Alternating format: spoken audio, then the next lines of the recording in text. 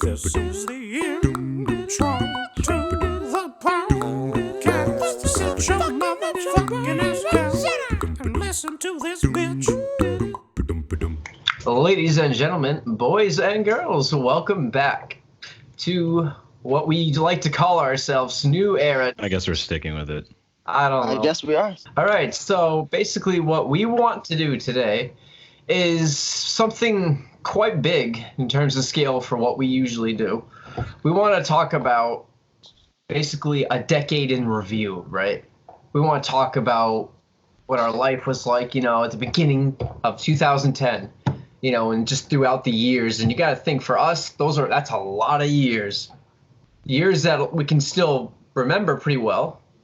10 years back, I can still remember quite a bit. That's basically what our plan is today. We just want to talk about everything that's impacted us throughout this past decade, what we hope for the next decade going forward as well. That'll be our closing part of this. First, I want to ask all of us a question.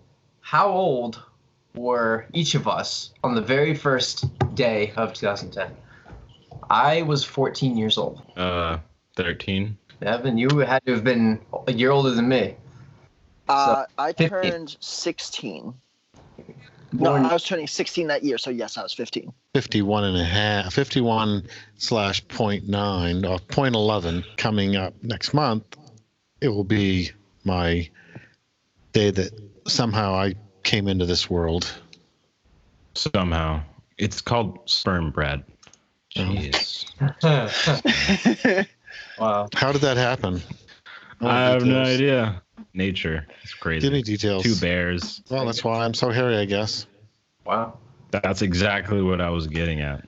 And I used to have a gorilla poster on my door when I worked at the inn and lived in the dorms because everyone thought I looked like a gorilla. Wow. So hairy. But anyway, that's besides the Time point. to get TMI with Brad. Yeah. Anyway, and put that in perspective. Okay, so we were all in our teens, with the exception of Brad, of course. And now look at us, we're in our 20s, okay? Mid-20s, let alone.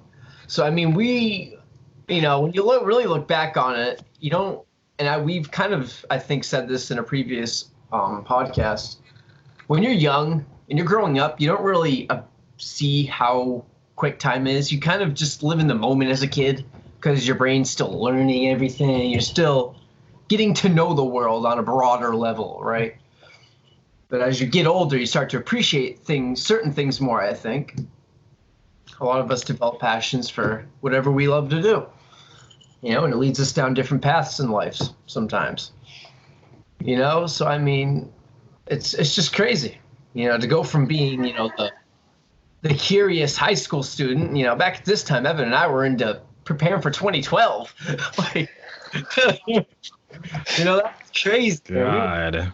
Oh yeah, we were in that crowd. Apocalypse. We were determined, man, to do something. We did a lot of shit. So much research, papers, like keynote presentations, just a bunch of just crazy stuff. But the thing is, we weren't stupid about it either. We actually really got into it. Like, we learned a lot through it. I learned a lot more about geography and shit like that through it.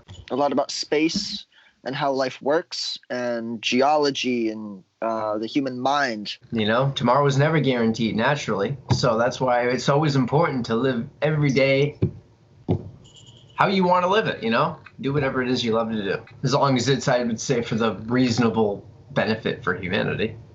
If you're not out there causing problems, killing people and shit, I think you're doing all right in my book. So anyway, I guess, how should we go about this one? Jake, I think you should go from like 2010 to now and explaining, not in insane detail of how your life has gone, but like the ups and downs and what you've learned through that process and where you are today. And then we'll do Tim or me and then vice versa. That's like asking me to do an essay.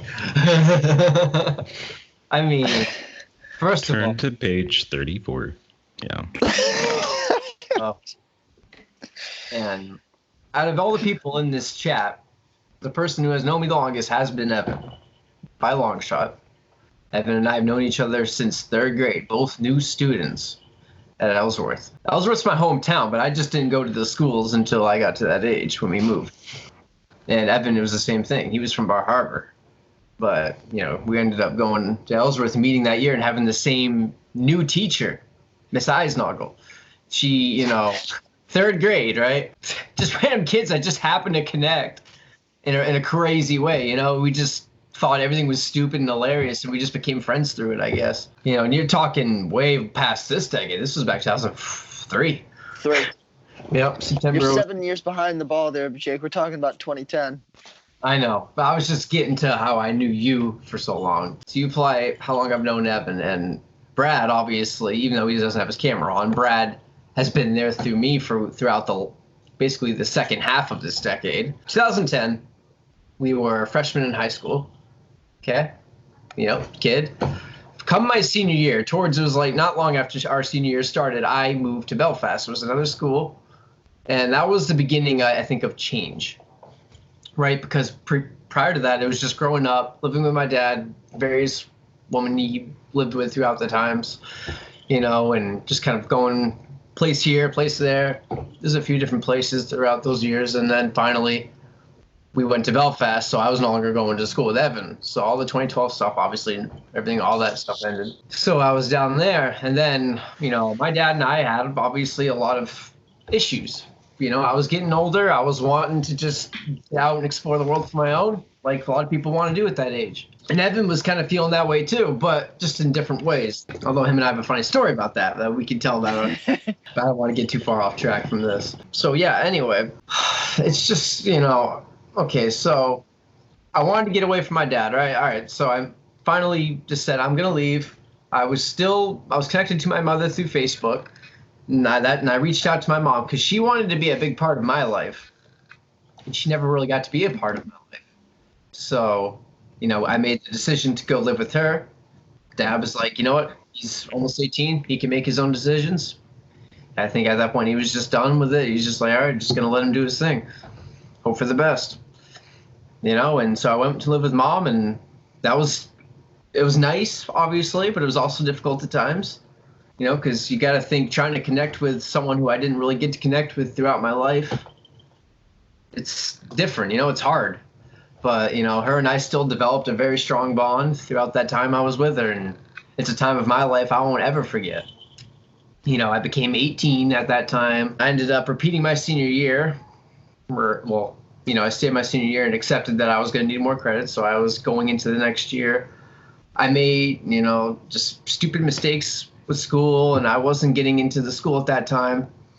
And then everything happened with Mom. She got sick, couldn't do anything about it because of her past choices. Even if you were clean for years, the choices that you made destroyed your body years ago. You have to live with that. Even if you've become a better person, and she suffered that kind of a fate. But I know she was happy when she was gone. She left the planet. So yeah, that was the biggest change probably of the decade, was realizing that death is real, and things like that can happen, and, and it wakes you up. That's the biggest way I can say. Not just even like death, just in general, like any kind of change. It can happen so fast, and then it takes you a complete spiral. Right? You kind of get really confused for a little bit. So how did I spend that confusion aspect? Just getting high all the time, partying, hanging out with people that weren't really good to be around, just doing stupid things. Luckily, I never got into a heavy drug in my life. Like I said, I tried a psychedelic one time. It wasn't for me. Yes, I do enjoy smoking, but that's more of just a thing I like to do, just like people like people that like to drink alcohol, same thing. Just I like to buzz off. Weed helps me live in the moment a little bit more. That's why I like it. Makes me enjoy life in a different way. But I don't need it. At the end of the day, if I need to go without it, I can be without it. But yeah, anyway, so probably the next biggest change that happened was because of the chaos I spent with that year. I went, I was struggling, and Evan was around at this time. I went back with a girl that I had met up with, right? And we're dating, and then she ended up being a cheater, obviously. We all know how that went. And, so I was kind of in a rut. I didn't know where I was going to go. basically was looking like I was going to have to be homeless, you know, and I had homeless experiences because of everything that happened after Mom as well. So you got to look at that as well. I already had that experience. Like I said, I had a lot of downs at that time. It's my lowest point in my life. You know, not all of it was by choice, but it was still a low for my life. And then, you know, Brad comes along, you know, a person that just kind of comes out of nowhere, more or less. You know, he knew me through Facebook, but that was it. We didn't really know each other that well. So he offered for me to come down, go stay with him to try to get my life, you know, more situated.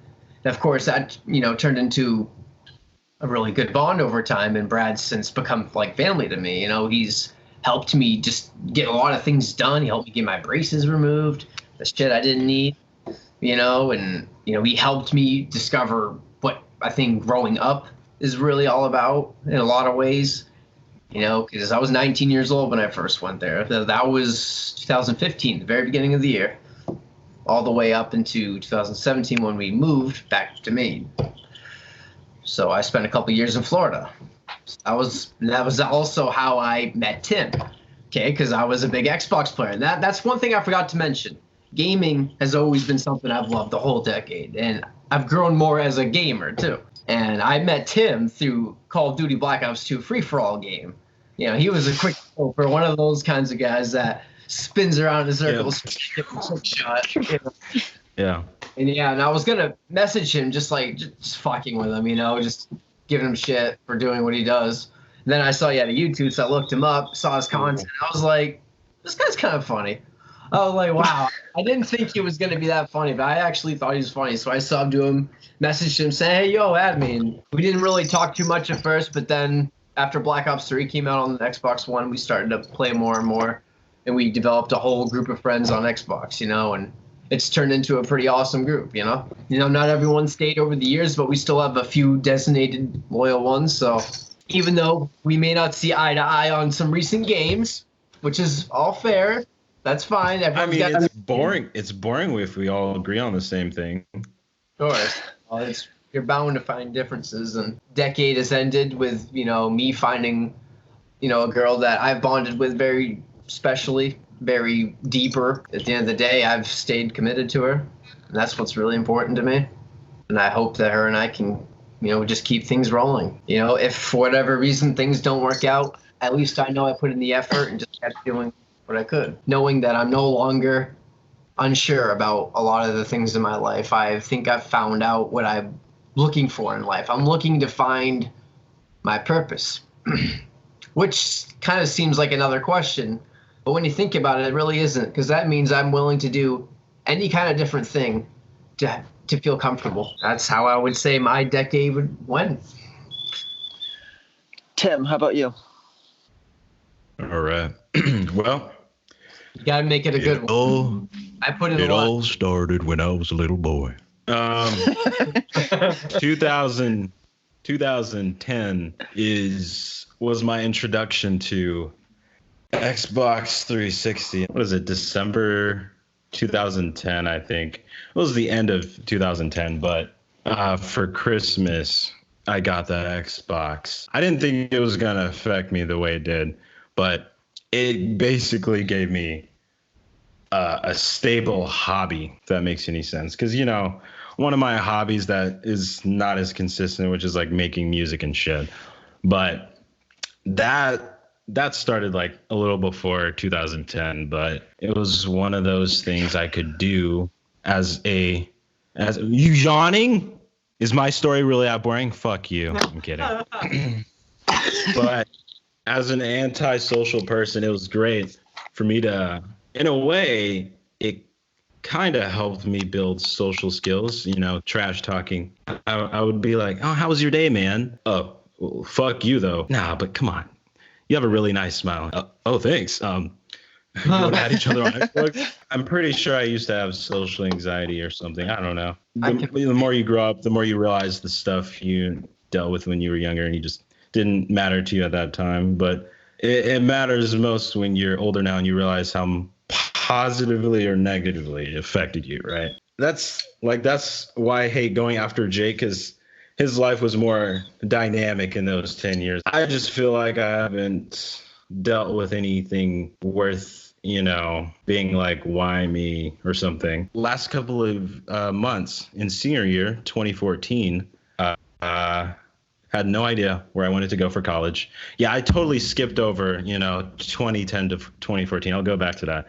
But I had no idea where I was going to go because I honestly had no interest in college. And then I realized I like computers. And I actually put in effort searching for a college to go to. Yeah, Tim puts in effort sometimes. And I did that. And computer science, like that was apparently the right major for me. And my parents still to this day are I'm pretty sure they're surprised. I'm pretty sure they felt like an inch in their bone. He's probably, going to give up on this or something. I kind of have commitment issues with some like music itself, like me wanting to make something out of that. But really, I don't, because wanted to be a hobby. Like once a hobby becomes a job, you don't enjoy it as much. Yeah, I feel like an inch in their bone, they felt like I might have given up on it, but I made it. Here I still am, living on my own. I'm pretty sure they're still shocked. They thought I'd be dead by now. I don't know. Other than me going on, a cruise with Jake. Those are the highlights. Going on trips with friends. Those are like the biggest things I guess I've done over the past 10 years. Cruise with Jake and Zach and Brad, who's also in the call, and going to Florida twice already. Faceless. Yeah, faceless Brad. You're like bread without the crust. Brad without the crust. Nice. Yeah. Usually the what? Yeah, us meeting up are definitely big highlights of the recent years for sure. Oh yeah. And going back to the start of 2010, freshman year for me, drumline. What changed everything for me was the fact that I wasn't supposed to originally be on the drumline. The first year per se, because there was this one student that was gonna be like on the snare line, if you guys know what the instrument is. And there's a specific amount of spots available, and he had the last spot, but he decided to go to a different school, and that's when I was the next runner up. I was like, oh shit. It was weird because he called me like, American Idol or something. They would call you, be like, you're progressing to the next level. You're like, oh shit. But this was just like high school drumline. So it was, now that I look back at it, it was kind of corny, but it was cool though. But my drum teacher, he called me. He's like, "You're on the line." And I'm like, "Well, why? What? Why?" But yeah, that did a lot for me because that's where all of my friends were in high school. All of my friends were in the band. Some of them were in the magnet program that I was in. It was like some STEM, science, technology, engineering, and mathematics. That. And yeah, most of it all revolves around music for me, apparently. Music does a lot for me. The past couple of years, first official job after college, I had a job at a startup company, but I can't really count that. That didn't even last a year because, they ran out of money. That's how some startup companies usually go. I'm not counting that as official because this one that I have now is like, it's established. That basically helped me realize I definitely can live on my own, and it helped my parents realize that too. I've only been around good people, anyone I choose to even acknowledge, they're important to me, which means you guys are also important to me.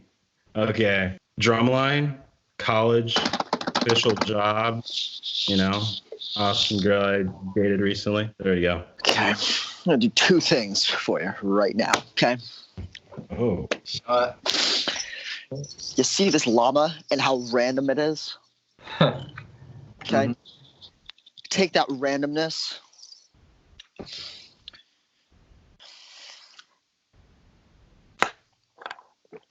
Buckle up. Okay. So this past decade has been filled with ups and downs, and then like a punch to the face or two. 2010 started off in freshman year. Met one of the best teachers I've ever met. And now that I'm thinking of it, I can't remember his name now. Oh, Mr. Burns. Mr. Burns. Mr. Burns, yes. Yeah. He was awesome. He let me pass graciously. And that was one of the only good teachers I had, other than my senior science teacher, Miss Beardsley. High school was very interesting. I had a lot of traumatic experiences. I almost flunked high school until my teacher and someone else in the building told me that I was not going to pass. And I said, big middle finger. And I moved 3 hours north to another school with my at time girlfriend. And a lot of bad things happened up there that were very traumatic. But I passed. I graduated, motherfuckers. I graduated. And I went back down to Ellsworth, put my diploma in my teacher's face, flipped her off, and walked out with my diploma. That was also something I actually forgot to bring up in mine. Yeah, getting a diploma also was a huge moment for me. During this high school part, I wanted to go to Maine Maritime Academy. I wanted to be a merchant marine. I wanted to do all these cool things. And what really ended up happening is I got a little bit of a dose of life, and I didn't end up going to college. But along the way, I learned something that was very valuable to me, that is still currently valuable to me. And it's that you don't absolutely need college to be successful. It may take a while, just like college does, but you don't absolutely need it. I got involved in network marketing right after high school, and that taught me a little bit about business and talking to people, and that helped me heal through what I had just previously gone through. And at the time, I was working at Dunkin' Donuts full time. I made a little bit of money during that. And then this is through 2015. At the end of 2015, I realized I'm sick of Maine. I need to move. I need to get out of here because there's nothing here for me. And so I looked at my mom dead in the face, still living with my mom at the age of 21. And she said, well, I've been looking to go home anyway because she's from Florida. And so for 6 months, from December of 2015 through June of 2016, I worked 2 jobs for a total of 18 to 20 hours a day. Spent 20 minutes in the morning and 20 minutes at night showering, eating, and then going to work for all those hours. I made $10,000 profit after bills in those 6 months, and I moved to Florida. I brought down Jake's cat previously to all this, and that was a really fun experience. I had a lot of fun memories down there. I learned a lot in Florida of what the real world is like and how hard it is to actually get a job in a big city and how much competition there is for said jobs. And this is by no means against anyone in the world. It showed me that you don't need, yet again, a college degree to get a job, but you need experience, or you need to be bilingual, especially in the future where the population of the United States is now becoming more and more diverse and more bilingual and multilingual. So I ended up getting a job at Panera Bread after a very long time. And I did electrician work, didn't really like it. But anyway, the only apartment that would accept my mom and I to move in was a 2-bedroom, was really beautiful place, absolutely beautiful, by the International Airport in Orlando. I was not even making $300 a week, and my mom was barely scraping by, and the apartment charged us $1,600 a month. That wasn't including electric. That wasn't including internet or TV or anything like that. So that was really, really rough. And that was in the last, I think, 3 months of the 8 months that we were down in Florida. And we moved down with our head between our legs, moved back up to Maine in February of 2017. And I got back and I moved in with one of my best friends in Ellsworth. And I found a girlfriend at that time, moved in with her. That didn't work out.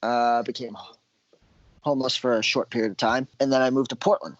Portland, Maine, which is really where things started taking off for me as to where I wanted to be, where I wanted my life to go. Really starting to delve into who I really am and knowing myself, getting to know myself better instead of tossing a ball and seeing where it goes. And just like, well, that didn't work. Previously, when I was in Florida, I had, started talking to this guy named Nate, who is still in Portland to this day, and he's actually, doing well for himself. Him and I had started working on business plans and really started delving into really what it takes to be successful without college and, becoming a 6, 7, 8-figure earner in whatever you're doing.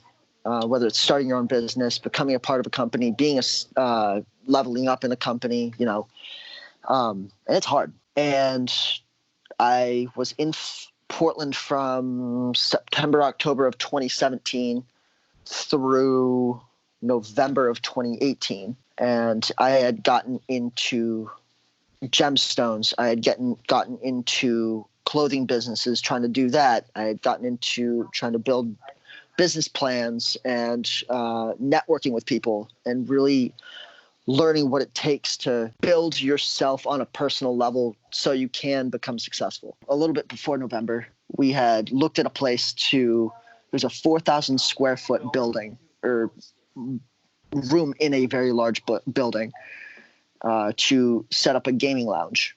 And obviously that didn't work out because, we weren't ready for it yet, but we were looking around. And so I moved to Machias, Maine, to where I am now. And that was for a family. That was something I've never really had on a blood level. I have my mother and I have foster family, but, like having a family of my own is something I never really, thought about or experienced. I never really wanted children. And the girl that I was with was pregnant at the time. And, I thought, why not? Let's give it a shot. And then fast forwarding to this past year, 2019. Is really where things got nitty gritty for me. And I learned a lot about people and how to not be, I still be kind to everyone, but putting up a little bit of a barrier so you not necessarily don't get hurt, but boundaries so you aren't so nice that people take advantage of you. Because in the summer of 2019, literally everything fell apart for me. Lost family. I lost blood family, my uncle who died this past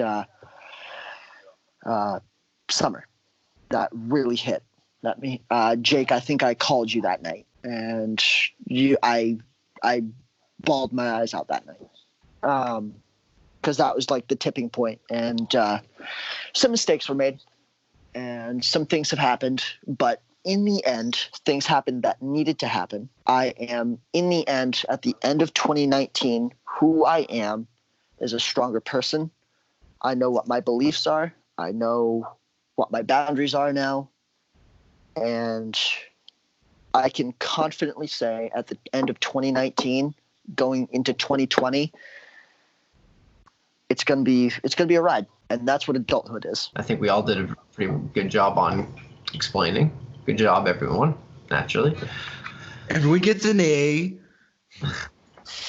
Now, next part I wanted us to do was to basically say what we hope for in the 2020s, based on what we've learned in the 2010s. We'll span this out. So what you want for yourself, and then what you want for everything else, like for the world, whatever you want to be, So for me, financially, I want to establish myself this upcoming decade. I want to find my ground.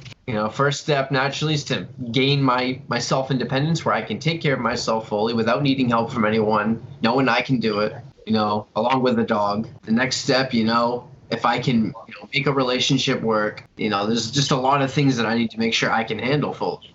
I've learned a lot about responsibility, these past few years, and I'm still not 100% at it. There's still a lot more self-discipline that I think is needed, but I'm nearly there.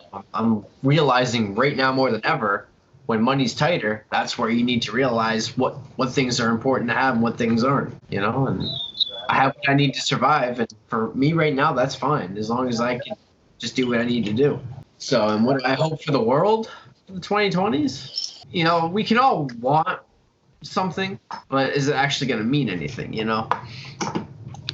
That's up to you to decide. What I want is for, you know, I guess the country and I guess the world as a whole is a different system for how we things. And there's a reason why, and just to forewarn everyone watching, we've always stayed very clear that we will not delve into politics, and we stayed true to that. But there is one point that I do want to bring up that is kind of non-biased in any sense towards politics. So basically, I just don't like the system. I don't like you pick a system or a party and choose to be with that party. I don't like the system.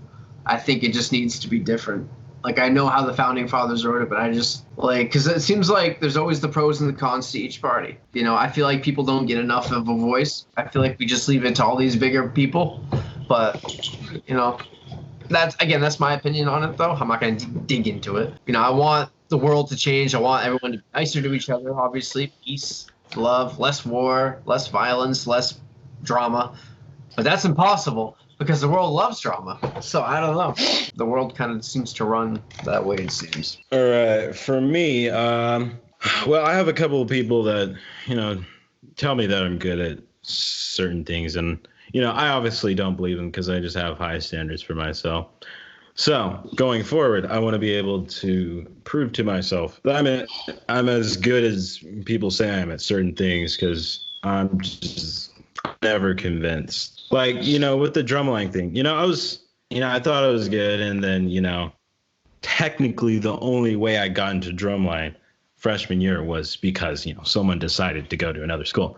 You know, if I had, you know, made it to the drumline just based off, you know, purely passing like the audition and shit, like I would have been a little more convinced. But, you know, it's things like that. It's me making it. What the hell is that? I know. Like, what is that sound? Brad, I think it's the wind outside. I think. is that whistling I hear it sound? on my end. Yeah, I was just like, what Yeah, is it was some kind of whistling from you guys somewhere. It's from my window. Oh, okay. Basically, oh god, you guys are frozen. Oh shit. All right.